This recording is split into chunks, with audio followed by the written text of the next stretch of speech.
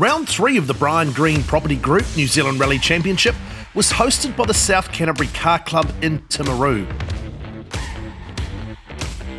A variety of roads from fast to tight and twisty, starting at Waimati and finishing at Levels Raceway. Stage 1 is a fast sprint with long undulating straights which could see some cars nearing 200 kilometres an hour.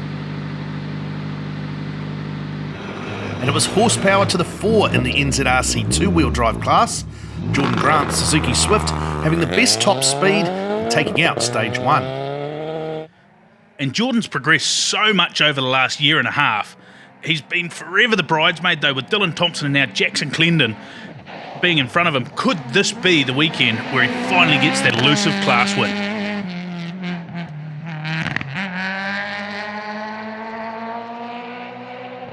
Jackson Clendon in the new Rally 4 Fiesta, second on stage 1. He turned the tables to take the lead on stage 2, where the road conditions suited the new car.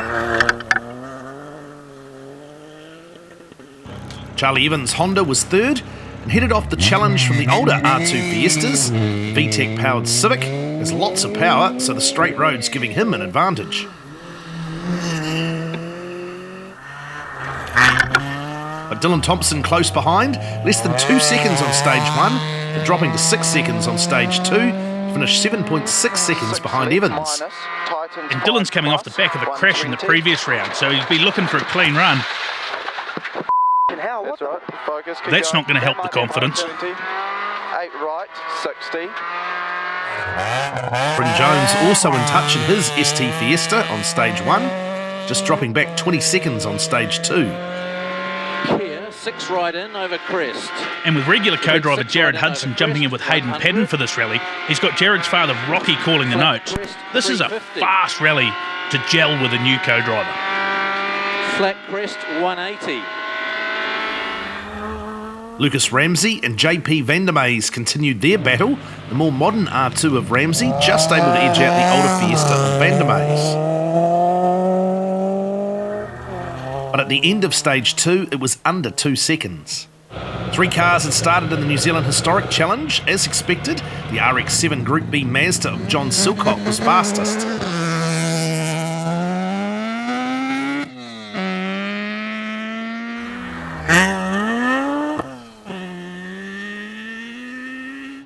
The escorts of Anthony Jones and Shane Merland not suited to the fast stages. In fact, Jones Sr. was beaten by his son Bryn on the stage. And that's got a terrible misfire. That's not going to be helping in the power stakes. Unfortunately, both escorts were out on stage 2 with engine issues, robbing us of a great battle between father Anthony and son Bryn. Oh, do we have to talk about him?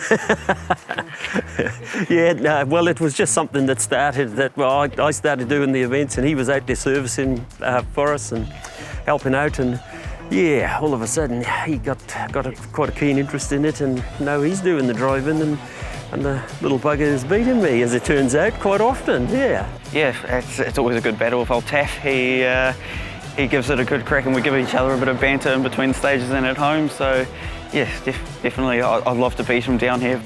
So I think I'm 1 point ahead of him at the moment by the look of it, and yeah, and that'll probably change tomorrow possibly if we both get to the finish. I'm picking he'll be ahead of me tomorrow. Yeah, look, definitely we're best friends. We always have a bit of banter in the workshop, and especially on the rallies, and he's been very much a mentor to me as well, especially when I started back in 2014, and sitting with me, making sure that I'm going as quick as possible, and just making sure I'm doing the right things as well.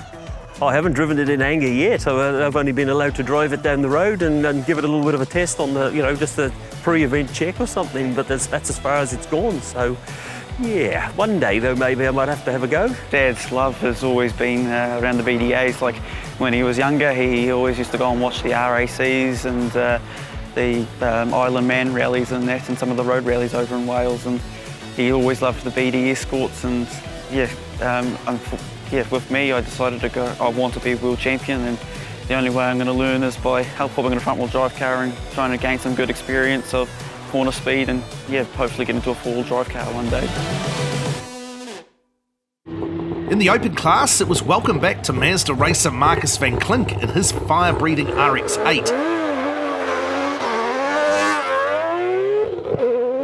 Car easily outpacing the others in the class.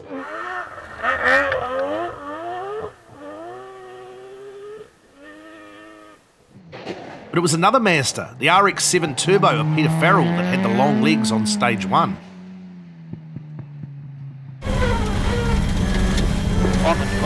It's great to see something different out there on the stage as the RX-7, although you hear that tyre rubbing. The car's just not quite sitting high enough, and in the compressions, it's just rubbing the tyre on the inner guard. 7 left, 50 over finish. And that's your finish. However, on the longer stage 2, it was the escort of Dan Haynes up to second, with Dave Strong now in third, 13 seconds back. And this car's regularly seen at the top of the top speed sheets on stages, so watch out for it here in Timaru. Chris Alexander had a role in this stage.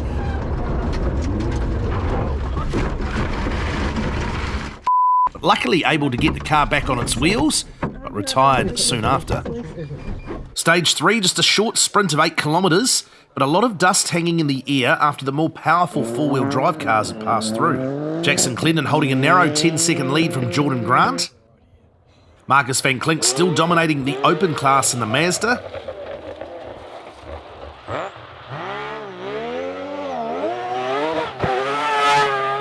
But Dave Strong in third was closing on Dan Haynes in the Escort, the gap just 7 seconds. And although these are the stages co-driver Matt Priest grew up watching, Dan's never been and done this rally, so he's on a big learning curve.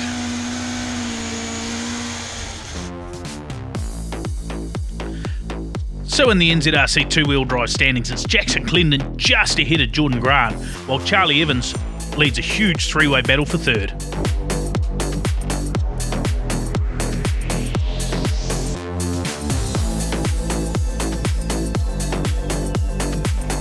In the open two-wheel drive, Marcus van Klink making a huge return, but the battle for second between Dan Haynes and Dave Strong is real close. Peter Farrell suffering with car problems.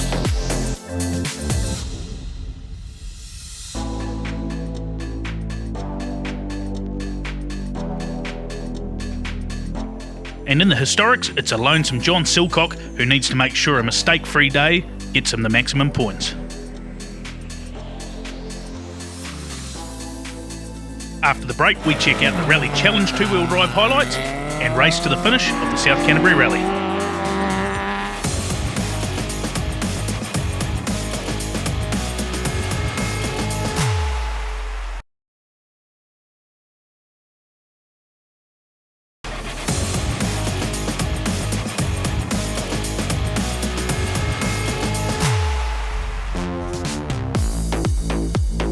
Just 3 entries in the Rally Challenge at Timaru.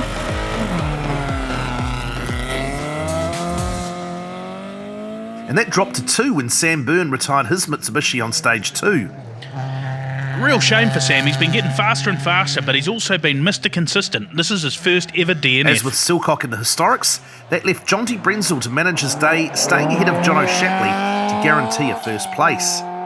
The Toyota Vitz was outpaced by Brenzel's Starlet, but on stage 5, Shapley was only 30 seconds slower. The pair would take the podium at the end of the day. And you can see why Jonty's so fast. Just look at that corner speed he's carrying.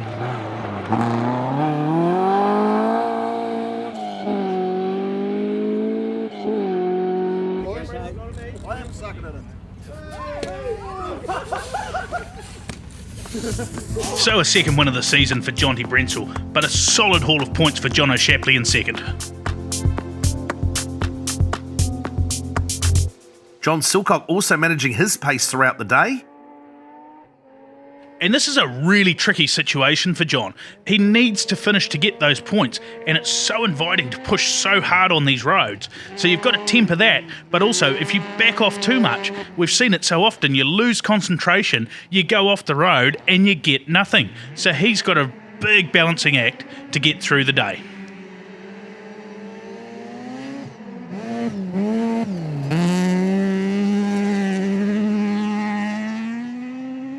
Back with the NZ two-wheel drive class and the forestry stage at Waimati, seeing the Ford Fiesta STs having some advantage.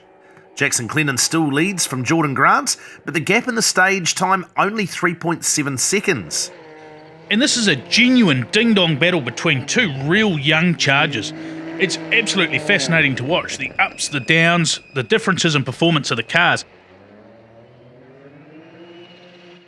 And Jackson's another one in this class that's getting used to a new co-driver this weekend with Tanya Cresswell calling the notes.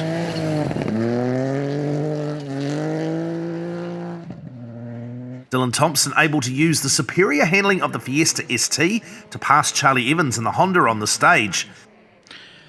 And this is a position Dylan's not used to. He's dominated this class for the last few years, and now he's having to fight for the minor podium spots.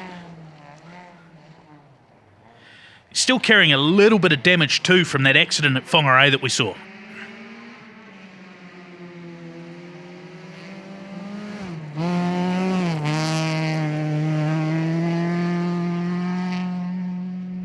Bryn Jones also closing the gap to fourth, just 27 seconds in his Fiesta.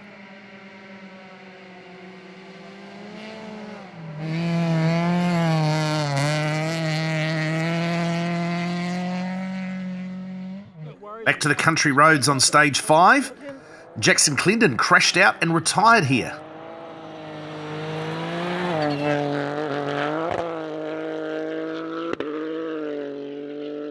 That put Jordan Grant into the lead by a healthy 1 minute and 38 seconds over Dylan Thompson. Evans hanging on to third, just 12 seconds back.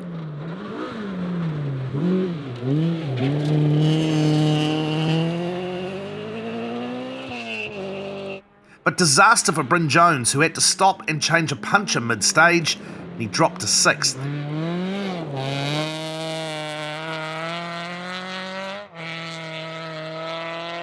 The battle for 4th even tighter now as Van der Meij's put in a time 7.2 seconds faster than Ramsey and closed to within 1 second. These guys have been in a huge battle all season. It's been ding-dong, and they're fighting it out for the rookie title as well.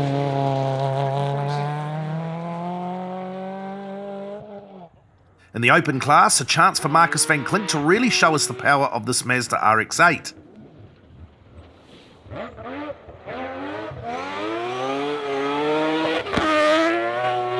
Behind Van Klink, there was a close battle for second. Dave Strong third in the Forest stage, but on stage 5 he passes Haynes to take second.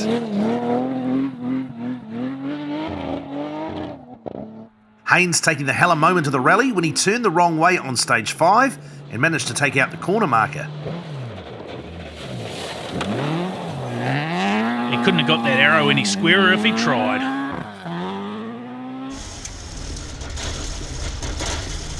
Left. There's certainly only one person in the car that didn't know which way they were going. 7 left minus, 450. What's next?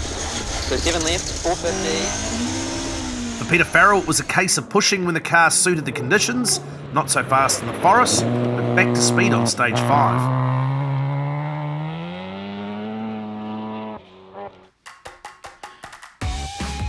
So Jordan Grant now with a solid lead in the NZRC two-wheel drive class.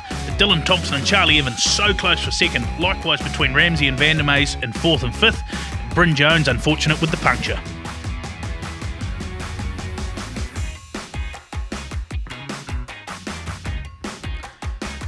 The open two-wheel drive sees Marcus van Klink with a great lead, but the battle between Dave Strong and Dan Haynes is hot as ever.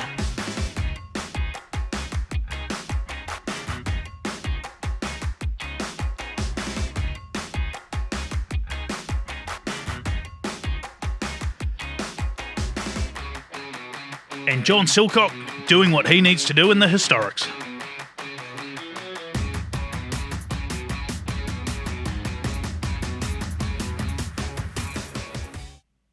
Two more gravel stages to finish the day before the tarmac sprint at Levels Raceway. Barring a puncture, Jordan Grant has the win sewn up in the NZ two-wheel drive category. His home-built Suzuki Swift just too quick for the Fiesta competition on these stages. And after just over a year of being so close to that elusive first-class win, could this finally be his day?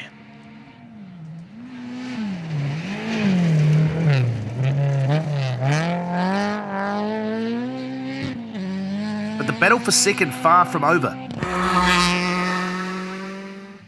On stage 7, Dylan Thompson lost 3 seconds to Evans, but was holding on to second place by 7.2 seconds.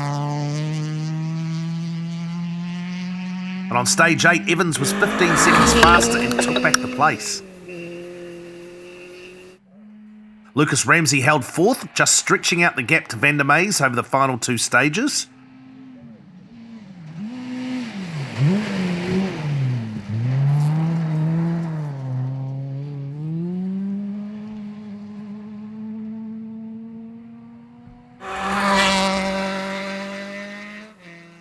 And despite some heroic driving, which saw him claw back over a minute over the last 3 stages, Bryn Jones having to settle for the final 6th place.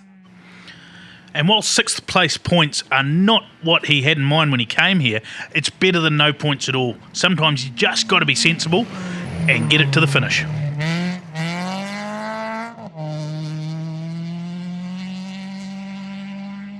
The battle for second place in open class went to the wire, with Dan Haynes doing all he could to peg back Dave Strong.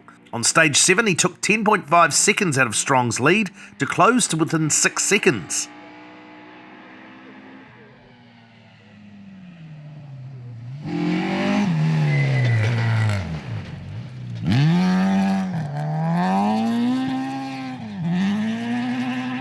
But Strong fought back on stage 8, and the two were separated by just 0.4 of a second.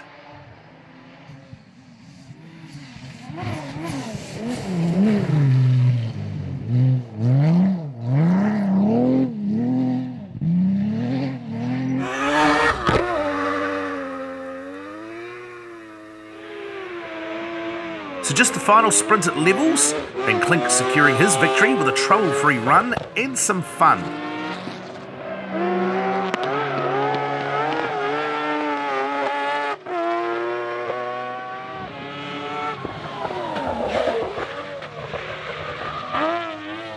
Haynes still outpaced on the tarmac and Strong confirming second. While Peter Farrell using his vast auto racing experience in the USA to put in a competitive time for the final stage, 9 seconds off Van Klink's pace. A lonely day of competition for John Silcock, but the win here means that he can now miss round 4 Hawke's Bay and finish his season at Rally New Zealand. So confirming Jordan Grant takes a first-class win, well-deserved and well-celebrated. Charlie Evans second, just edging out Dylan Thompson, while Ramsey outdid Van der Meijs in that battle for 4th.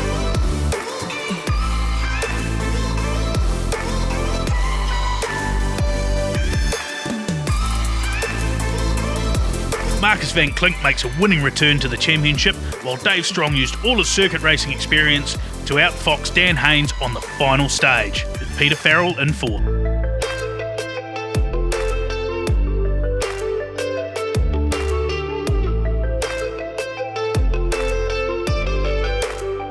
And confirming John Silcock made it to the finish and got maximum points in the historic class.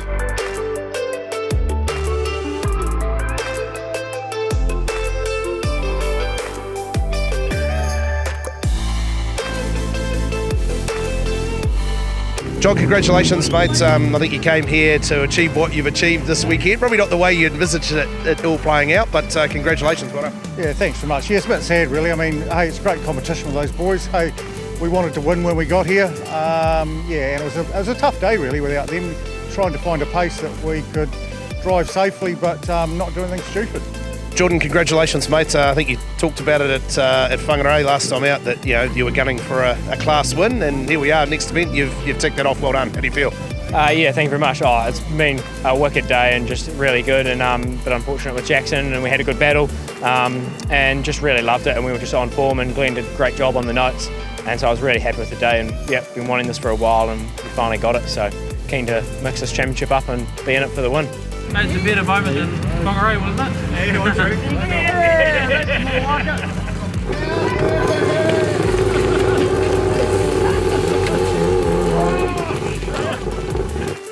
So as the champagne flies, it's Dylan Thompson who still holds a 10-point lead in the NZRC two-wheel drive class over Bryn Jones, with Charlie Evans just 3 points back, and Jordan Grant very much in the fight when you consider the drop around, 20 points back from Thompson.